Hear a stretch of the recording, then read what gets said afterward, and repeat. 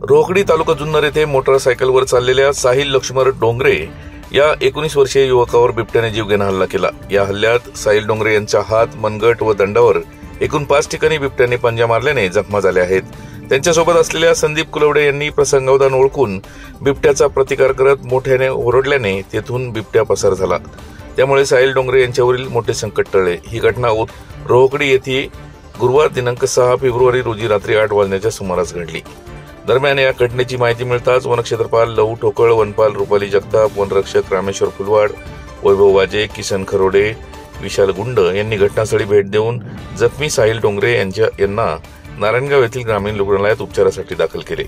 दरम्यान साहिल डोंगरे यांची प्रकृती स्थिर असून त्यांच्यावर नारायणगाव ग्रामीण रुग्णालयाच्या वैद्यकीय अधिकारी डॉक्टर दीप्ती कळमकर यांनी उपचार केले।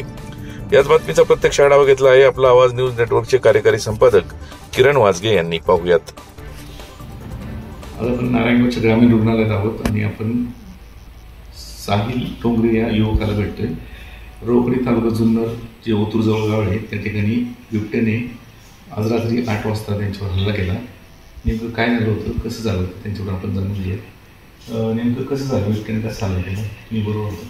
हो, आम्ही बरोबर होतो। आम्ही मोटरसायकलवरून मोटरच्या कामानिमित्त तिथं चाललो होतो। एक घरापासून 20 फूट अंतरावर त्या दबाव धरून बसला होता। आम्ही तिघेजण मोटरसायकलवरून चालला असताना बिबट्याने अचानक मागून हल्ला केला। त्यात साईलला जखम झाली, धरलं, त्याला 5 ठिकाणी बाईट केली। आपण पाहिलं म्हणजे हो, इथं झालेलं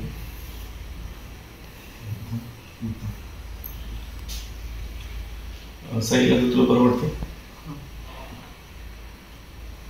अशा पद्धतीने या जुन्नर तालुक्यामध्ये वारंवार बिबट्याचे हल्ले युवकांवर किंवा येथील नागरिकांवर होत असतात। सरकारने याबाबत काहीतरी तोडगा काढावा अशी मागणी जनतेतून नेहमी होत असते।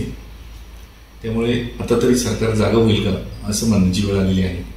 कॅमेरामन नीरजसह मी किरण वाजगे, आपला आवाज नारायणगाव।